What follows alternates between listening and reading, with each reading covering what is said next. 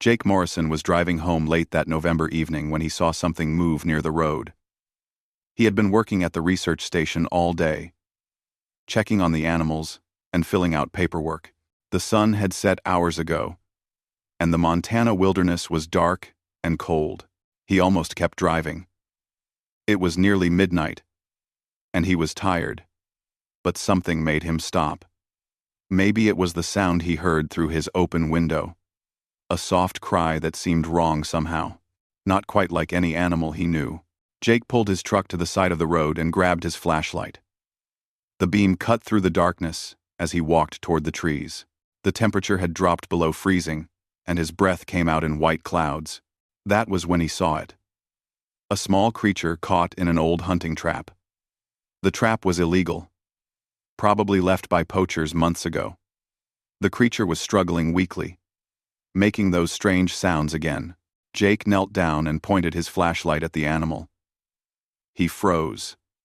In all his years as a wildlife veterinarian, he had never seen anything like this. The creature was about the size of a large cat, maybe 15 pounds. Its fur was silver blue and seemed to glow slightly in the dark. 6 legs instead of 4, eyes that looked almost like crystals, reflecting his flashlight in colors that should not exist.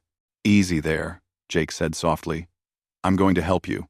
The creature stopped struggling and looked at him. Really looked at him. Jake felt a chill that had nothing to do with the cold. Those eyes held intelligence. Real intelligence. But that was impossible. This had to be some kind of rare mutation. He moved slowly, talking in a gentle voice the whole time. The trap had caught one of the creature's middle legs. The metal teeth had bitten deep, and there was blood. Dark purple blood that definitely was not normal. Jake worked carefully to open the trap. His hands were steady despite the strange situation. Years of practice had taught him how to stay calm around injured animals. When the trap finally opened, the creature pulled its leg free and tried to run. It collapsed after 2 steps. "Okay, we're doing this the hard way," Jake said. He took off his jacket and wrapped the creature in it, being careful not to hurt it more. It struggled at first, then seemed to give up. Those crystal eyes watched him with an expression he could not read. The drive back to his cabin took 20 minutes. Jake kept looking at the bundle on his passenger seat. The creature had stopped moving, but he could feel it breathing. Fast, shallow breaths that worried him.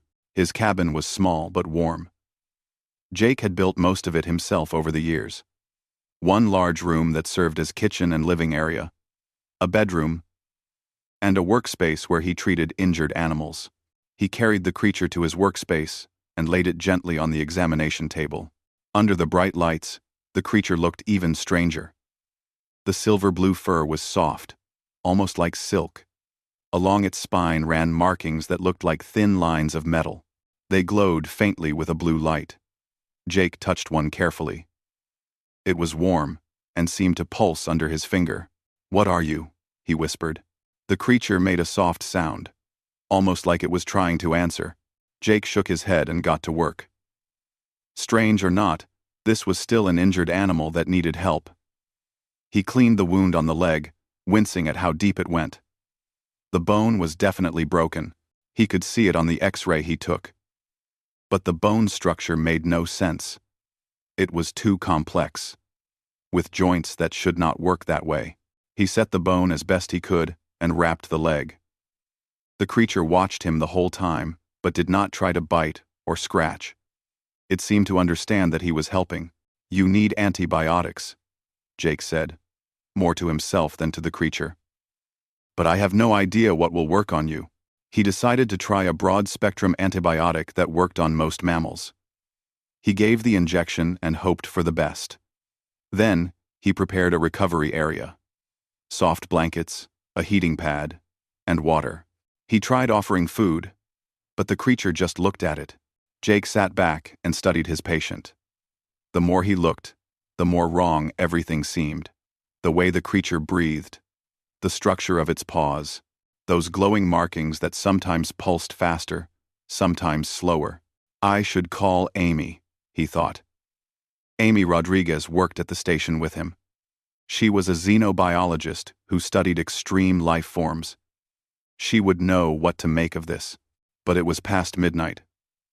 The call could wait until morning. Right now, the creature needed rest. And so did Jake. He set up a camera to monitor the recovery area, then headed to bed. Sleep did not come easily. He kept thinking about those intelligent eyes, about the purple blood and the glowing markings, about the bone structure that made no sense. What Jake did not know was that the creature was not sleeping either. Princess Zara Lynn of the Velkari Empire lay in the blankets, her mind racing. The human had helped her, actually helped her, with no idea what she truly was. Her biocamouflage had malfunctioned when her ship crashed. The emergency protocol had activated, changing her form to match local life. But it had gotten everything wrong. 6 legs instead of 2. This small size. She was trapped in this form until her body healed enough to change back. The assassins were still out there, hunting her. Her tracking implant was damaged. Her ship was destroyed. She had no way to contact her fleet. For now, she was stuck here, dependent on this human for survival. Zara studied Jake through the camera he had set up. He had been so gentle with her, so careful not to cause more pain. In her empire, humans were barely noticed. A primitive species still bound to one planet. They had not even invented faster than light travel. But this human had shown her kindness without expecting anything in return. He had stopped on a cold night to help a creature he had never seen before. He had used his own jacket to keep her warm. He had worked for over an hour to treat her wounds, his hands steady and sure. Maybe, Zara thought, the Empire was wrong about humans. Maybe they were not as primitive as everyone believed. She closed her eyes and tried to rest. Her leg throbbed with pain despite the medicine Jake had given her. Tomorrow she would watch this human more carefully. She would learn about him. And maybe, just maybe, she would find a way to survive until rescue came. In his bedroom, Jake finally fell asleep. He dreamed of crystal eyes and glowing markings, of creatures that should not exist, but did anyway.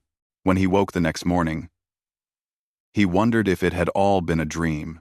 Then he walked to his workspace and saw the creature still there, wrapped in blankets, watching him with those impossible eyes. Not a dream. Very, very real. "Good morning," he said softly. "Let's check that leg." The creature made a soft, musical sound, almost like a greeting. Jake smiled, despite his confusion. Whatever this creature was, wherever it came from, he was going to make sure it survived. Jake decided to call the creature Luna. The name seemed right somehow. She had been with him for 3 days now, and her leg was healing faster than it should. Much faster.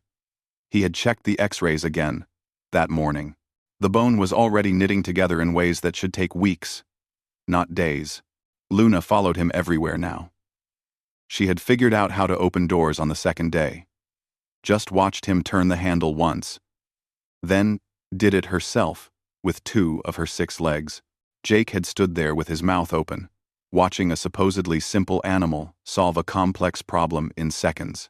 "You're too smart for your own good," he told her. Luna made that musical sound she used when he talked to her. It almost sounded like she was laughing. Amy had stopped by that afternoon. She took one look at Luna, and her professional mask slipped. Jake saw real shock in her eyes before she controlled it. "Where did you find that?" Amy asked, her voice tight. "Caught in a trap near Route 40, Jake said. "Why? You recognize the species?" Amy moved closer to Luna, who watched her with calm interest. "Jake, that's not any species I know. And I know a lot of species. Can I run some tests?" "Sure, but be gentle. She's still healing." Amy spent 2 hours examining Luna. She took blood samples, hair samples, and more X-rays. Through it all, Luna stayed calm. She seemed to understand that Amy was not a threat, When Amy finally packed up her equipment, her hands were shaking slightly. "Jake, we need to talk about this. That creature is not from any ecosystem on Earth. The cellular structure is all wrong. The DNA is completely alien." "Alien? You mean like an escaped lab animal?" "No." Amy looked at him seriously. "I mean alien, as in not from this planet." Jake laughed. He could not help it. "Come on, Amy. You're saying I found an extraterrestrial in a hunting trap? I'm saying that thing has biology that does not exist on Earth. I'm saying we should report this." "To who? The government?" "They'll take her away, lock her in some lab." Jake shook his head. "She's healing well here. Let's just wait and see what happens." Amy left unhappy, but she agreed to keep quiet for now. Jake knew she would be back, probably with more questions. But for now, Luna was safe. That night, Jake made dinner while Luna watched from her spot on the couch. He had moved her there days ago when he realized she preferred being near him. She ate regular food now, though she seemed to prefer vegetables to meat. Another oddity, for a creature that looked somewhat predatory. "You know," Jake said as he cooked, "I should be more worried about you." "Amy's right. You're not normal. But somehow, I feel like you're safer here than anywhere else." Luna's markings glowed a little brighter. Jake had noticed they did that when she seemed happy or content. They dimmed when she was stressed or in pain. It was like having a mood ring built into her spine. Over the next week, Jake fell into a routine with Luna. Morning checks of her leg. Breakfast together. Work at the research station, while Luna stayed at the cabin. He had set up cameras to watch her, and what he saw amazed him. Luna did not just sit around. She explored everything. She opened cabinets, examined books, and watched television when he left it on. She seemed particularly interested in documentaries. Jake watched the footage of her sitting in front of the TV, her crystal eyes focused completely on a show about space exploration. "You like the stars, huh?" he said when he got home. Luna looked at him with those eyes that saw too much. She made a longer sound. A series of musical notes that almost seemed like words. Jake wished he could understand. On day 10, the winter storm hit. The weather service had predicted it, but Jake had not expected it to be so bad. Snow piled up fast, and the wind howled around the cabin. The power went out around midnight. Jake woke to find Luna shivering. Her markings were dim, barely glowing. He realized the heating pad had stopped working when the power died. The cabin was getting cold fast. Without thinking, Jake grabbed his thickest jacket and wrapped it around Luna. He scooped her up and brought her to his bed, tucking her under the blankets next to him. His own body heat would keep her warm.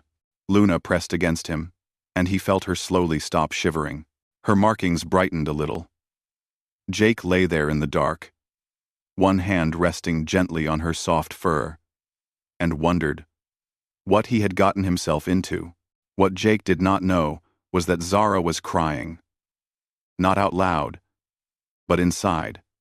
This human, this supposedly primitive being, had given up his own warmth to keep her comfortable. He had not hesitated, had not calculated what he might gain. He had simply seen that she was cold and acted to help her. In the Velkari Empire, such selflessness was rare. People helped each other, yes, but there was always an exchange. Always something expected in return.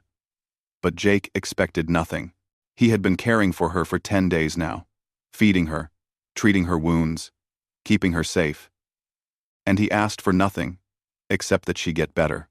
Zara had been taught that humans were simple, that they were violent and short-sighted, that they cared only for their own tribe. But Jake was none of these things. He lived alone by choice, working to help animals that could never repay him. He was kind to everyone he met, even Amy, who clearly worried him with her questions, was treated with patience and respect. The storm lasted 3 days.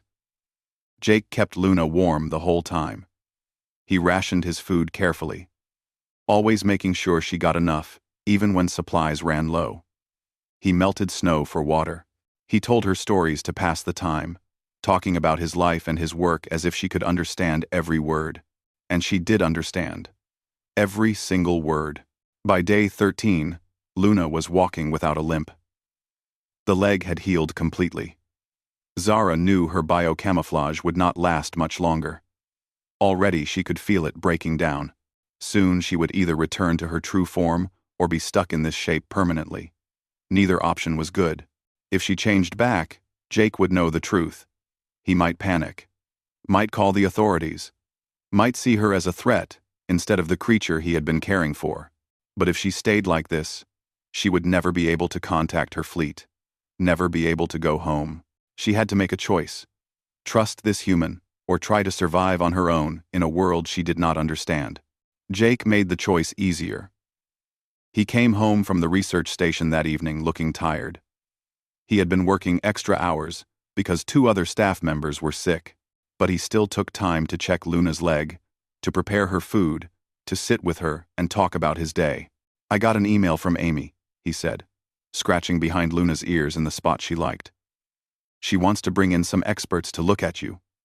Government people." I told her no. I told her you're my patient, and I decide what's best for you. Luna's markings pulsed bright. She pressed her head against his hand. "I know you understand me," Jake continued. "I don't know how, but I know you do. And I want you to know that you're safe here.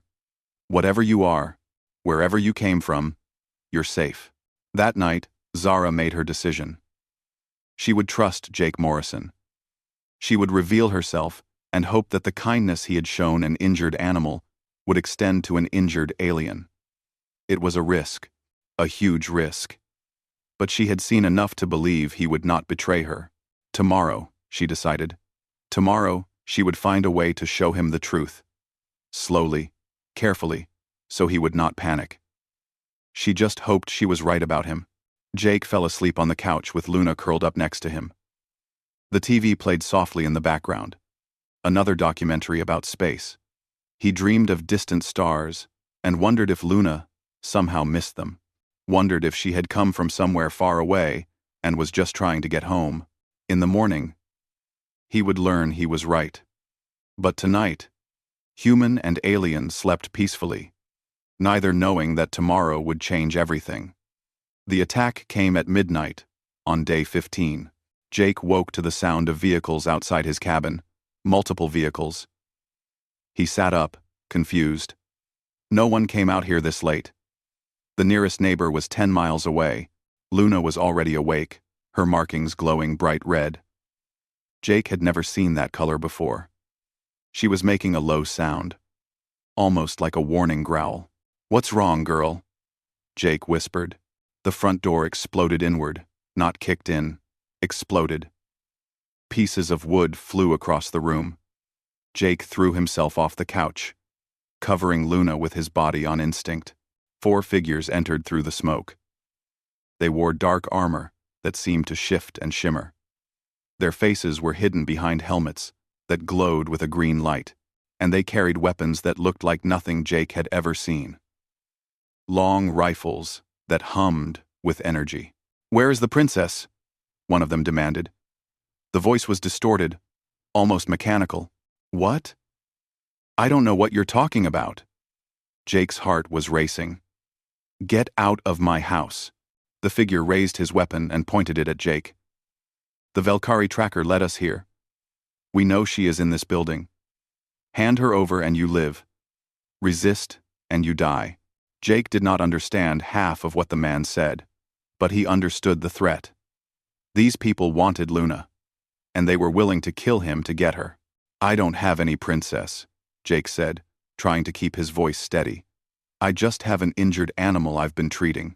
"That animal is worth more than this entire planet," another figure said. "Move aside. Human." Jake stood up, putting himself between the armed figures and Luna. He was terrified. His hands were shaking. But he did not move. "No," the first figure laughed. It was a cold sound, brave but stupid, like all your kind. He aimed his weapon directly at Jake's chest. "Last chance." "No, Jake repeated. The weapon fired. Jake saw a bolt of bright blue energy leave the rifle.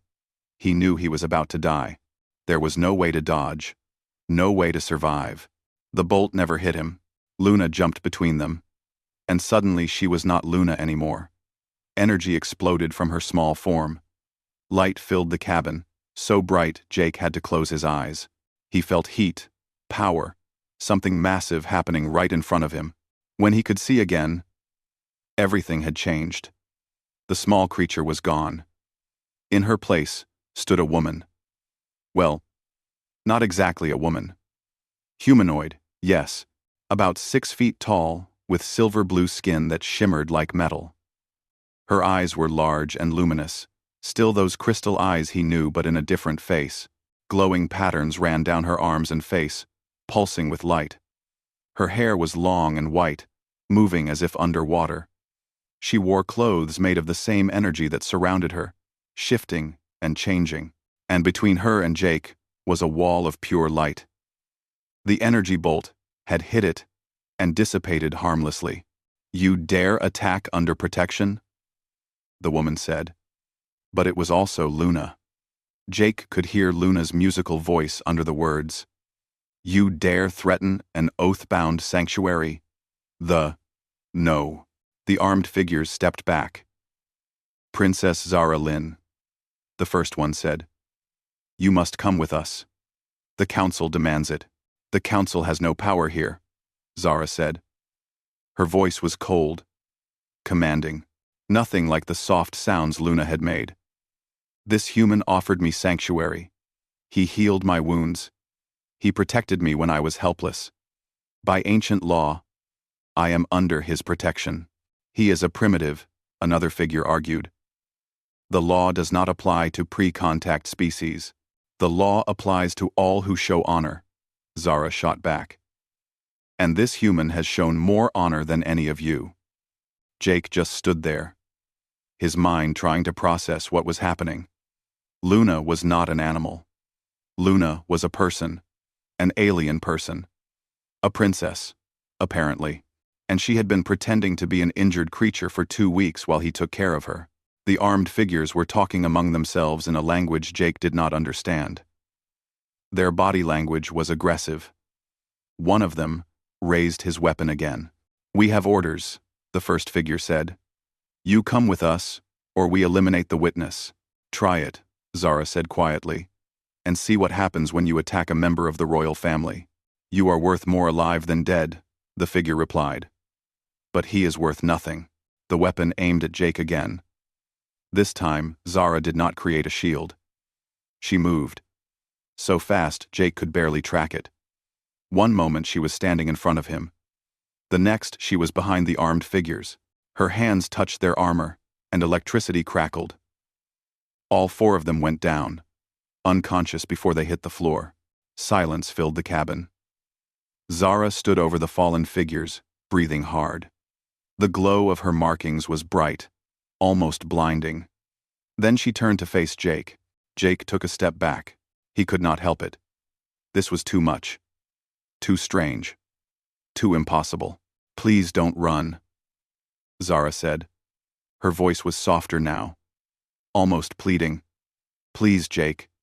Let me explain. You're not an animal," Jake said. His voice sounded strange to his own ears. Distant. Shocked. "No, I'm not. You're some kind of alien." "A princess." "Yes. You were pretending. This whole time." Zara's markings dimmed. "No. Not pretending. Not really.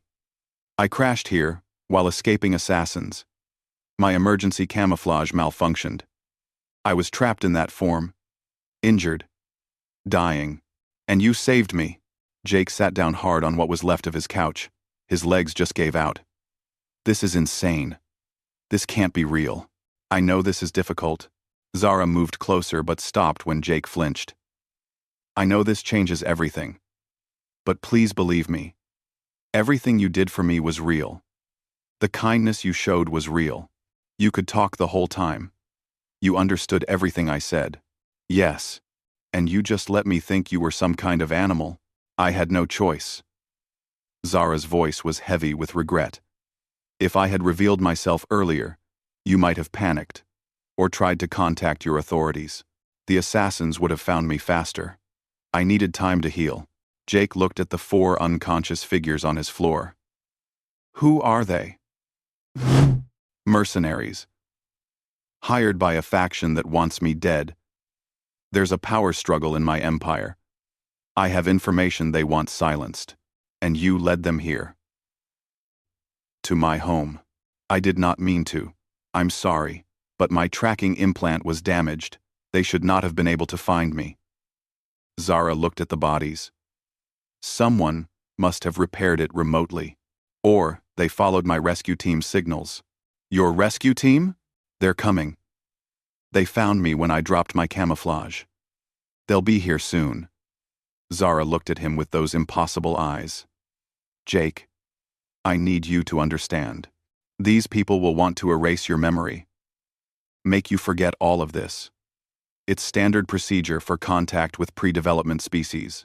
Pre-development? Jake felt anger breaking through his shock. You mean primitive? I mean protected. The galaxy has rules about contacting species before they develop faster than light travel. It's meant to keep young civilizations safe. Safe from what? From making choices before they're ready, from being exploited, from being destroyed by forces they don't understand. Zara knelt down, so she was at eye level with Jake. But I don't want them to erase your memory. You deserve the truth. Why? Jake asked. Why do you care what happens to one primitive human? Because you showed me who humans really are. Not the reports, not the statistics. You. One person who stopped on a cold night to help a creature he didn't understand. Who gave up his warmth to keep me comfortable. Who protected me, even when faced with armed soldiers. Zara reached out slowly and took Jake's hand. Her skin was warm, and he could feel energy humming through it. You treated me with more kindness than most beings in my own empire would have. You asked for nothing in return. And when I was at my weakest, you kept me safe. Jake looked down at her hand, holding his. Are you still hurt? Your leg? Zara laughed. It was a beautiful sound. Nothing like the mechanical voices of the mercenaries. You're asking about my health. Right now. After everything. Well, I'm still a vet. It's what I do. It's healed. Completely. Thanks to you. They sat there for a moment, human and alien, in the ruins of Jake's cabin. Outside, Jake could hear more sounds. Ships, he realized. Landing. More people coming. What happens now? Jake asked. Now I ask you to trust me one more time, Zara said. My guards will want to clean this up. Make it like nothing happened. But I'm going to fight for you. For your right to remember. For your right to know the truth. Why would you do that? Because you did it for me first. Zara squeezed his hand gently. You fought for me when you had no reason to. When it put you in danger. Now I fight for you. The door, what was left of it, opened again. More figures entered. But these wore different armor. Silver and blue. Decorated with symbols. They moved with military precision, securing the unconscious mercenaries and assessing the damage. One of them, clearly the leader, approached Zara. Princess, are you harmed? I'm fine, General Kirven. But we have a situation. Zara stood up, still holding Jake's hand. This human provided me sanctuary. He healed my wounds. He protected me from assassins. By ancient law, he is entitled to truth and protection. The general looked at Jake. His expression was unreadable behind his helmet. Princess, the protocols are clear. He must be processed. No, Zara said firmly. He must be honored, and I will make sure he is.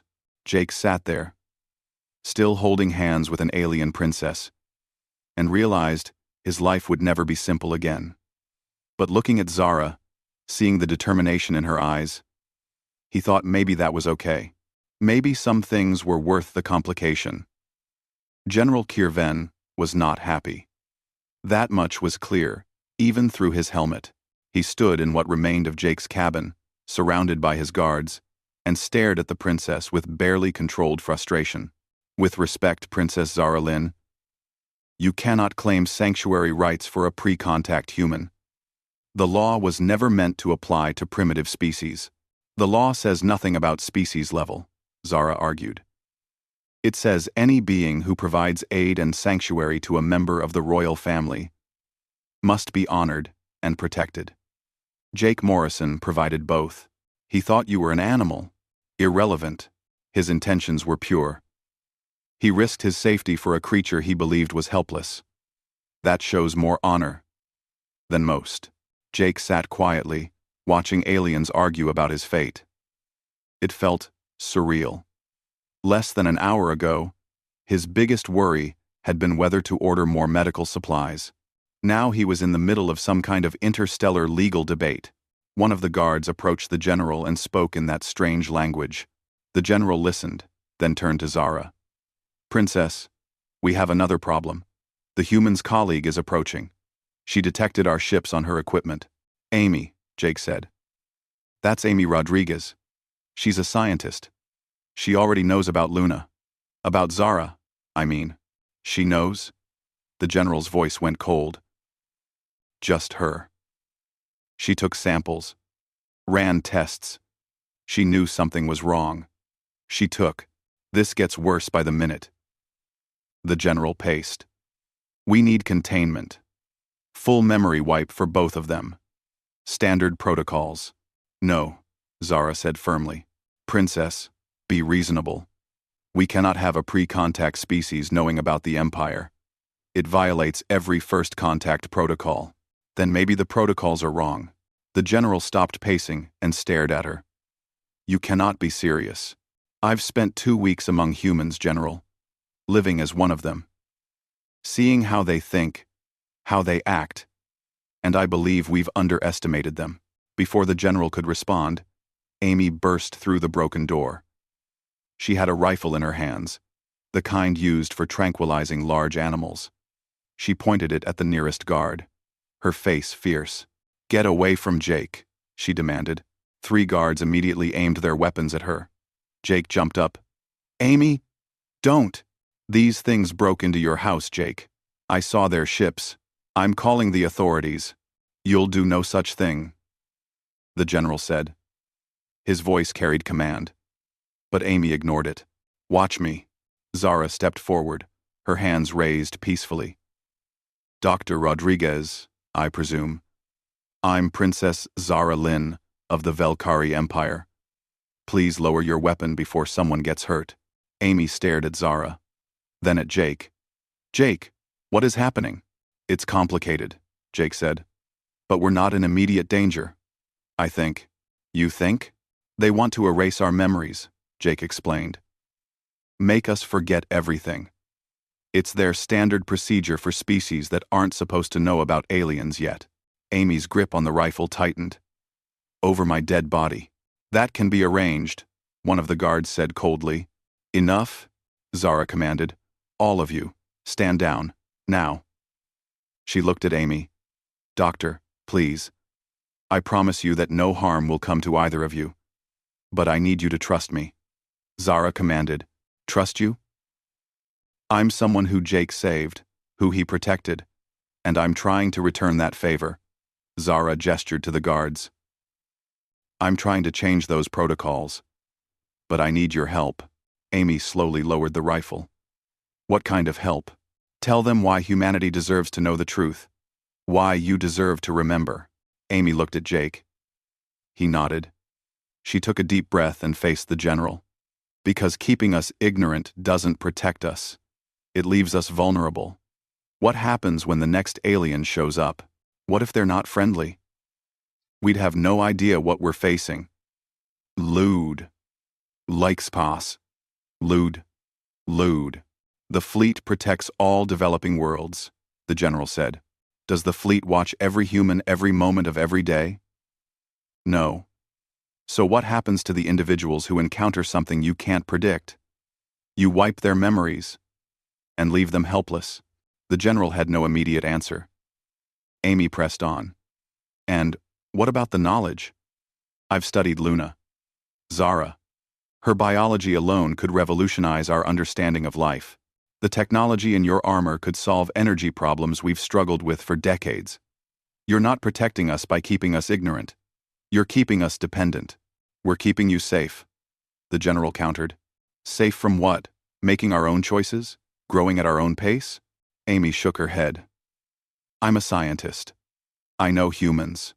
We're not fragile children. We can handle the truth. Can you? The general pulled up a holographic display from his arm. Images appeared in the air. Burning cities. Destroyed planets. Massive ships in battle.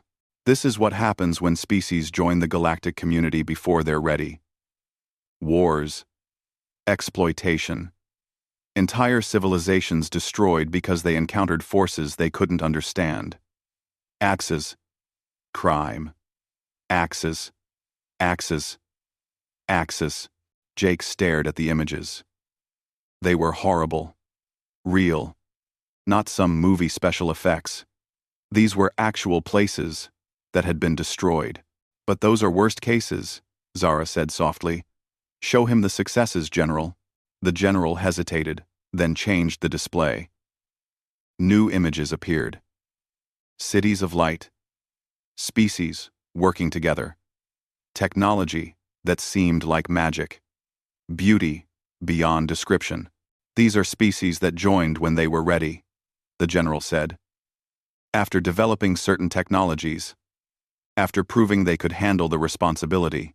And who decides when we're ready? Jake asked quietly. You? The Galactic Council. A council we've never met. That's never talked to us. That judges us by rules we don't know. Jake stood up, facing the general. That doesn't seem fair. Fair or not, it's the law. Then the law needs to change, Zara said. Jake and Amy have proven they can handle this. They didn't panic. They didn't try to weaponize what they learned. They asked reasonable questions and made reasonable arguments. Two humans are not representative of the entire species. Neither are the worst examples you showed us, Amy countered. You're judging billions of people by catastrophes that happen to others. That's not science. That's prejudice. The word hung in the air. Several guards shifted uncomfortably. The general's expression was hidden, but his body language suggested Amy had struck a nerve. You dare accuse us of prejudice? I dare accuse you of not doing your homework, Amy said. Have you studied human history? We've made mistakes. Horrible ones. But we've also shown incredible capacity for growth, for change, for working together despite our differences. You still have wars. So does the galaxy, apparently. Amy gestured to the images still floating in the air. The difference is, we admit, we're not perfect. We're trying to get better. Are you? Silence. Then one of the guards spoke up. She has a point, General. Stay out of this, Lieutenant. With respect, sir, I've been listening. And I think the princess is right. These humans don't seem like a threat. They seem like potential allies. We don't need allies from a pre-FTL species. You need allies who will actually fight for you, Zara said. And I've seen what humans will fight for. Each other. Honor. Principles. Jake fought armed soldiers to protect what he thought was an injured animal. Imagine what humans would do to protect their friends. Their allies. End. The general was quiet for a long moment. Finally, he spoke. Even if I agreed with you, Princess, the council would never approve. The protocols exist for a reason. Then we change the protocols, Zara said. We start here. With these two. We prove that humans can be trusted with the truth. And if you're wrong, if they tell others, if this spirals out of control, then I take full responsibility, Zara said. But I'm not wrong. I've seen enough to know that. Jake felt something shift in the room. The general was considering it. Actually considering it. Amy must have felt it too, because she spoke up again. What if we compromise? We keep the secret. We don't tell anyone else. But you let us remember. Let us be a test case. Proof that humans can handle this. And what do you want in return? The general asked suspiciously. Knowledge, Amy said immediately. Not weapons. Not technology that could be dangerous. Just information. Let me study. Let me learn. I'll document everything. Prove that humans can engage with this responsibly. The general looked at Zara. This is highly irregular. These are irregular circumstances. The council will have my head if this goes wrong. The council will thank you if it goes right, Zara countered. And if it doesn't, blame me. I'm the one claiming sanctuary rights. I'm the one vouching for them. More silence. Jake held his breath. Fine, the general said finally. But under strict conditions. They tell no one. They come to no harm. And you, Princess, report directly to the council. If there's even a hint of problems, we shut this down immediately. Agreed, Zara said. The general turned to Jake and Amy. You two understand what you're agreeing to? You'll know things that could get you killed. Things that will change how you see the universe. You can never go back to not knowing. Jake thought about Luna curled up on his couch, about the kindness in Zara's eyes, about the impossible beauty of the technology he'd glimpsed. I understand, he said. Me too, Amy added. The general shook his head. I hope you're all right about this. For everyone's sake. As the guards began cleaning up and the general started making calls to his superiors, Jake sat back down. Zara sat next to him. Thank you, she said quietly. For fighting for this. For us. You fought first, Jake replied. I just followed your lead. We make a good team then. Jake smiled. Yeah, I guess we do.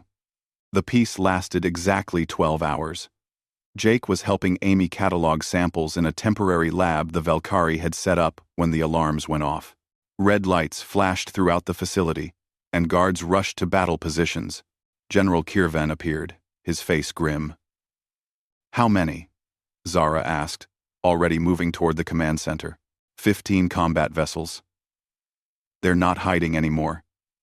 This is a full assault. Jake felt his stomach drop.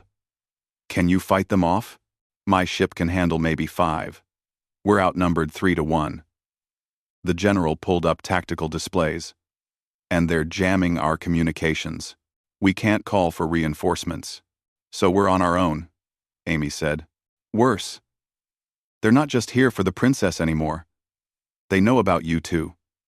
About the agreement. They want to destroy all evidence of contact.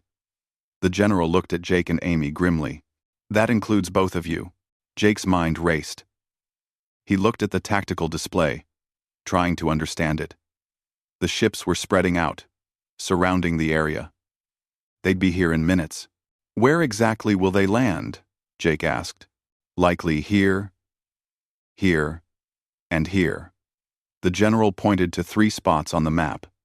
Clear areas with good sight lines. Standard tactical positions. Jake studied the map. He knew this land. He'd lived here for 5 years. No. 1. Explored every valley and cave. Those are the obvious spots. But they're also exposed. What if we use that against them? What do you mean? Zara asked. The caves. About 2 miles north. They run under most of this valley. Multiple entrances and exits. If we could lure them in, they'd lose their sensor advantage. And they'd have to split up to follow us. Fighting in caves is suicide, one of the guards said. Not if you know the caves and they don't, Jake countered. I've mapped most of that system. I know which tunnels connect and which are dead ends. I know where the tight spaces are, where the water collects. General Kirvan looked at him with new interest. You're suggesting we use your knowledge of local terrain as a tactical advantage. It's worked for guerrilla forces throughout human history, Amy added. Home field advantage. Make them play our game instead of theirs. It's risky, the general said. Everything's risky right now. Zara pointed out. But Jake knows something they don't. That's an advantage we can't ignore. The general thought for a moment, then nodded. Fine. We'll try it. But you two stay behind me at all times. Understood? Jake and Amy nodded. The group moved quickly, evacuating the temporary base and heading toward the caves. Jake led the way, using paths he'd walked hundreds of times. Behind them, they could hear the enemy ships landing. The caves were cold and dark. The Valkyrie guards activated lights on their helmets. But Jake had brought simple flashlights. Sometimes, simple was better. The high-tech lights created glare and shadows. His flashlight just showed what was there. This way, Jake whispered, leading them deeper. The main chamber split into 3 tunnels. The left tunnel dead ends after half a mile. The right one circles back to the surface. The middle one goes deepest. We split up, the general decided. Team 1 takes the right tunnel, sets an ambush at the surface exit. Team 2 takes the middle tunnel with the princess. Team 3 stays here with me. We'll drive them into the dead end. I should go with Team 2, Jake said. The middle tunnel is tricky. Easy to get lost. The general hesitated, then agreed. Stay behind the guards. Don't play hero. Trock, Jake, Amy, and 6 guards headed into the middle tunnel with Zara. Behind them, they could hear sounds of pursuit. The enemy had taken the bait and entered the caves. The tunnel narrowed as they went deeper. Jake navigated by memory, counting steps and feeling for landmarks in the dark. At one point, the tunnel split again. Most people would have taken the larger passage. Jake led them into the smaller one. This doesn't look right, one of the guards said nervously. Trust me, Jake said. The larger tunnel floods. This one connects to a chamber big enough for an ambush. He was right. They emerged into a natural cavern about 30 feet across. Stalactites hung from the ceiling. Water dripped constantly, echoing in the space. Defensive positions, Zara ordered. The guards spread out, taking cover behind rock formations. They didn't have to wait long. The enemy came through the tunnel, confident and loud. They had superior weapons and armor. They thought they had the advantage. They were wrong. The Valkyrie guards opened fire the moment the enemies entered the chamber. Energy bolts lit up the cave like lightning. But the enemy returned fire, and the cavern became a battlefield. Jake pressed himself against the wall, trying to stay small. Next to him, Amy had her eyes closed, probably praying. The noise was incredible. Weapons hummed and crackled. Rocks exploded from near misses. Then, Jake saw it. One of the enemy soldiers had gotten around the defensive line. He was flanking, moving toward where Zara was positioned. And she didn't see him. She was focused on the main attack. Jake didn't think. He just moved. He grabbed a loose rock from the cave floor and threw it as hard as he could. It hit the enemy soldier's helmet with a loud crack. Not enough to hurt him, but enough to get his attention. The soldier turned toward Jake, raising his weapon. Jake had nowhere to go. The tunnel was too narrow to dodge. This was it. But Zara had seen. She moved faster than Jake could track, putting herself between him and the soldier. Her own weapon fired once. The enemy went down. That was foolish, Zara said, not taking her eyes off the battlefield. Yeah. Well, you were about to get shot, so you threw a rock at a trained soldier? It worked, didn't it? Despite everything, Zara smiled. Yes, it did. The fight continued, but Jake had given them time. The guards were pushing the enemy back. Soon, the attackers realized they were outmatched in the tight space and started retreating. But Jake knew something they didn't. General, he called into the radio they'd given him. Drive them toward the east tunnel. It connects to the flooded passage. Are you certain? Positive. I measured the water levels last spring. It's chest deep right now. The general gave orders.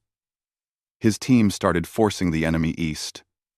The attackers retreated right into the trap, finding themselves wading through freezing water in heavy armor.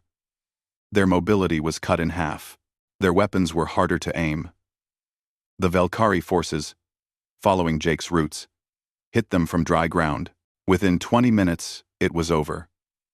The enemy forces were captured or had retreated to their ships. The ones that made it back to their ships found Team 1 waiting for them at the surface. It wasn't even a fair fight. Back at the temporary base, General Kirvan looked at Jake with something like respect. Your knowledge of the terrain won this battle. If we'd fought on open ground, we would have lost. Home field advantage, Amy said, exhausted but triumphant. Like I said, it was more than that, Zara said. She looked at Jake. You risked your life to warn me. You could have stayed hidden, should have stayed hidden, but you didn't. Neither would you, Jake said simply. The general cleared his throat. I need to report this to the council. And I need to include how this victory was achieved. He looked at Jake and Amy. I believe I owe you both an apology. I underestimated humans. I won't make that mistake again. Over the next few hours, the situation calmed. The enemy ships retreated. Reinforcements arrived from the Velkari fleet. Jake's cabin was repaired using technology that made construction look like magic. And then came the hard part. Figuring out what came next. They gathered in Jake's newly restored living room. Jake, Amy, Zara, and the general. 4 beings trying to figure out how to bridge a gap between worlds. The council is impressed, the general said, and concerned. They want to know how we move forward. Carefully, Amy suggested. We can't just dump this on humanity all at once, but we can prepare. Slowly, selectively. What are you proposing? Zara asked. A program. Secret for now. Bring in more humans. Carefully chosen ones. Scientists. Leaders. People who can handle the truth and help prepare humanity for eventual contact. A bridge between worlds, Jake said. Human liaisons who understand both sides. It would take years, the general warned. So, we've got time. Amy was excited now, her scientist mind working through the possibilities. We could exchange information, cultural knowledge, prepare both sides for formal first contact. Zara looked at Jake. And you'd be willing to do this? To carry this secret? To work towards something you might not live to see completed? Jake thought about Luna. Hurt and scared in a trap. He thought about Zara's kindness. About the wonders he'd glimpsed. About the future humanity might have among the stars. Someone has to start, he said. Might as well be us. The agreement was formalized over the next few days. Jake and Amy would be humanity's first, though unofficial, ambassadors.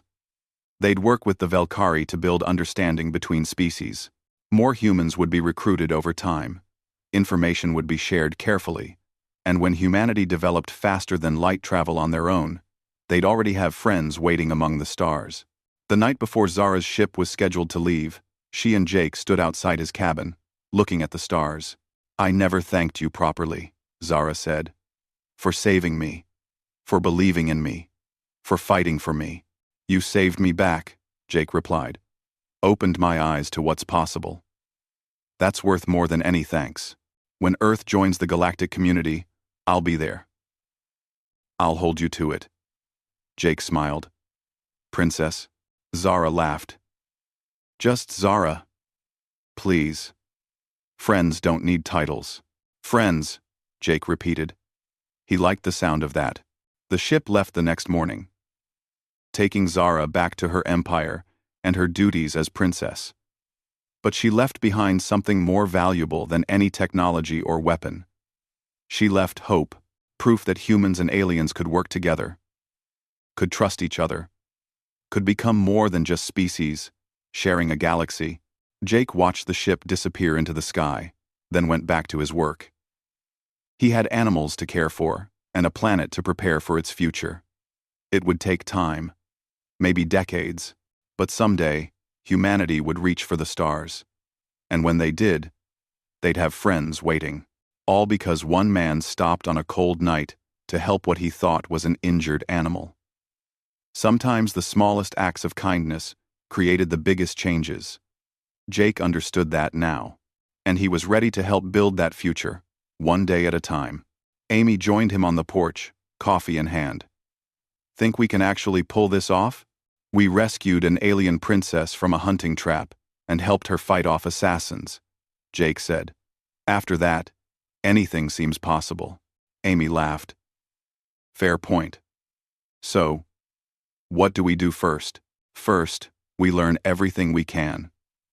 Then, we find others, like us. People who can handle the truth. Who'll work towards something bigger than themselves. And then? Then we change the world." Jake raised his coffee mug. "To the future.